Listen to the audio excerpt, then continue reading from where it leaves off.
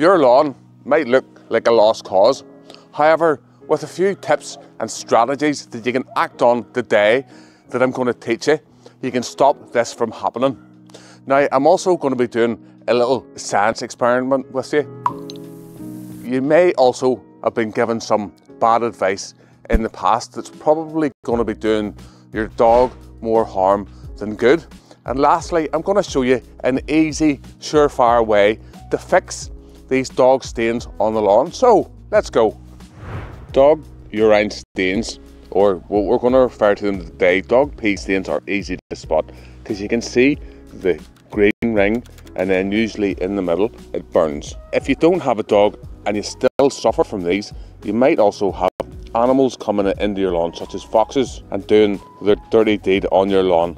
Tips and tricks that I'm going to show you will help you stop stressing about what your dog does to your lawn, so you can get on and enjoy it. Bella, off you go. Your dog's urine or your dog's pee contains urea.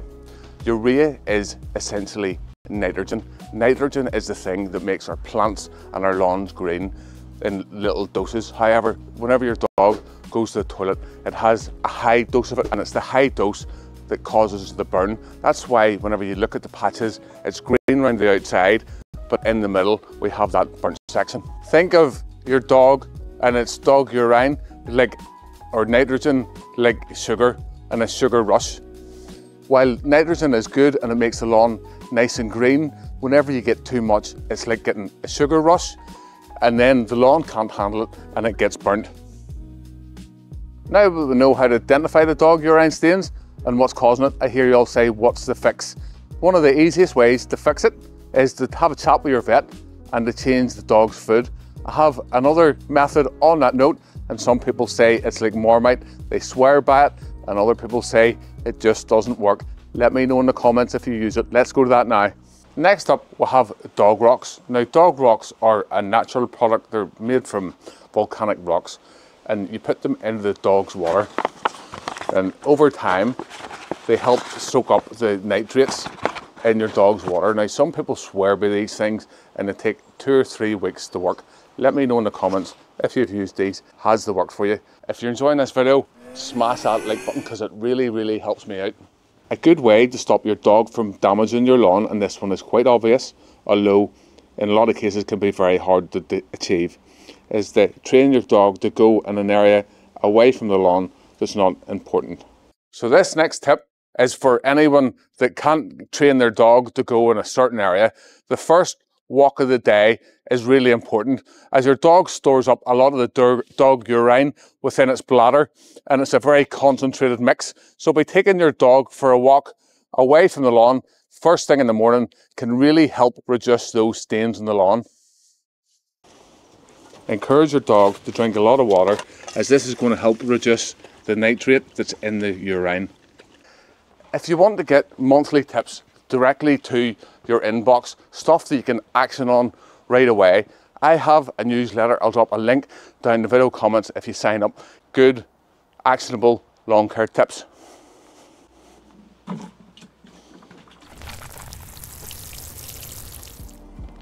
Watering can. I'm going to say it's quite a hardcore method, and your neighbours might think you're a bit nuts if they see you chasing your dog with a watering can. The thinking is that this dilutes the dog pee down, and while it works really effectively, not that many people are going to do it.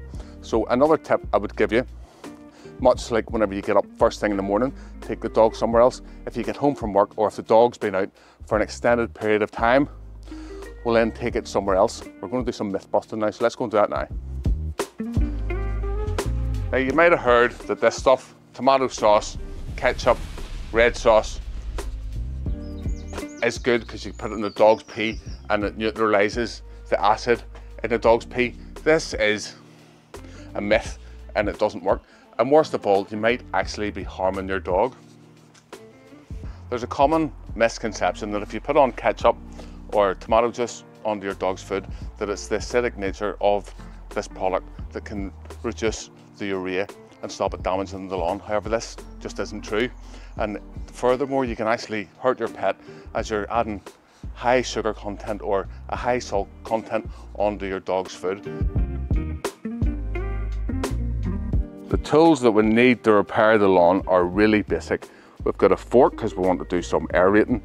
We've got a shovel, some peat-free compost. We've got some fairy liquid, more on that shortly. We'll have a springtime rake.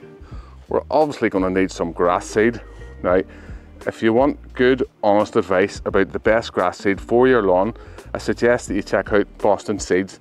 I'll leave a link to them down below. Some other tools that are going to make my life easier, but you don't need to have these, is a lawnlet to help you level out any really bad bits, and an auger can be especially good at breaking up those patches on the lawn. So our first job, we're going to have to get down and rake these patches out to remove any dead material. It's also going to help create a bit of a bed for the seed to take into.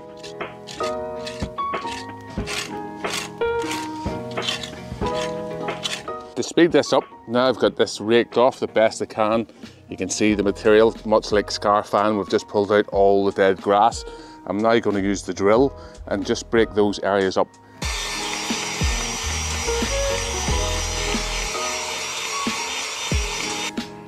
If you don't have a drill or an auger, then just do the next step. Our next task, we're going to aerate the lawn. That's going to do two things. It's going to aerate the sections where we're trying to grow grass from seed, and it's going to help that. It's also going to help break up any urea that might be left in the soil. So you just want to fork those areas, give it a shake, put it in, give it a wiggle.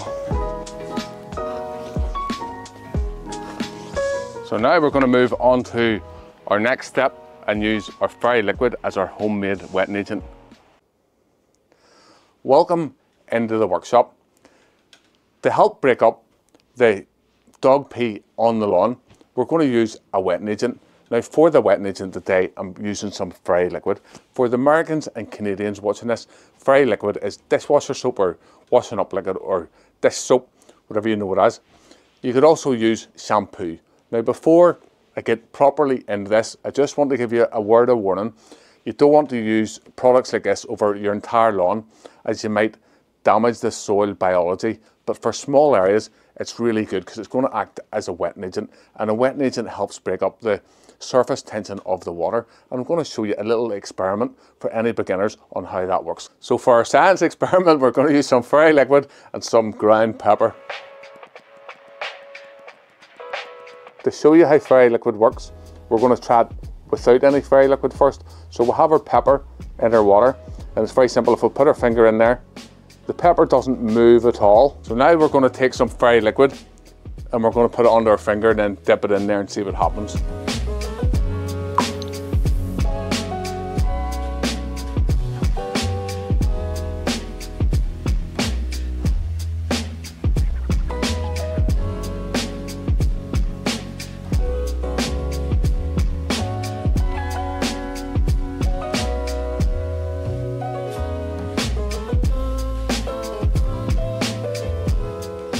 So now we have our homemade wetting agent made. It's time to spread onto the grass. So this is just used to help break up any remaining urea that's in the soil. We've raked it, we've forked it. Now we're going to hit it with some wetting agent, and that's going to help soak down any remaining material that might be in the lawn. Our next job is to get some seed and put it down on top of the lawn. Now if we just threw this seed down on top of the lawn, it might grow, but chances are it won't grow that well. So we're going to mix it up with some compost. You could also use soil or anything else you have to hand. So let's do that now. So this next method works really well.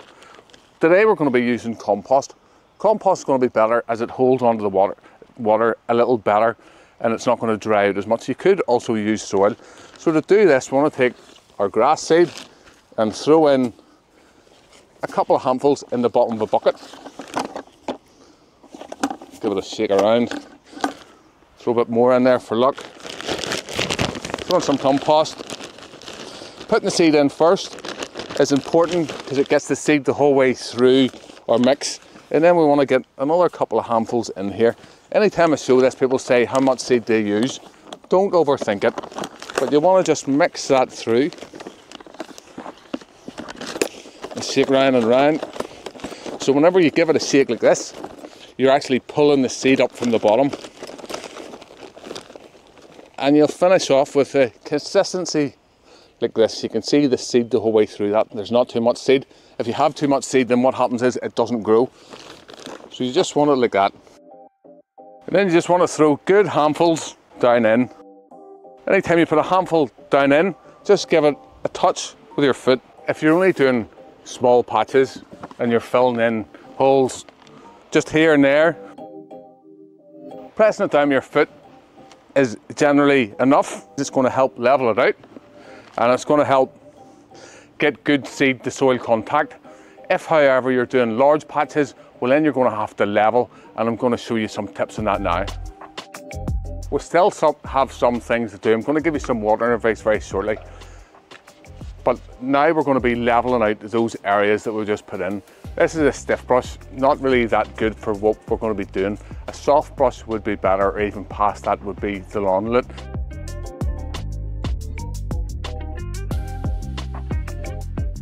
If you're just a casual user, chances are you're not going to have one of these here. I often get in my videos people commenting saying, Robbie, we don't have all those expensive tools you have. Well, we bought this for the cheapest lawn care tools on Amazon, and we've been using it for loads of projects, and it served me really well. But I'll just show you what the lawn lute does. So the lawn lute just helps spread out any soil, and it'll make those patches really nice and tidy.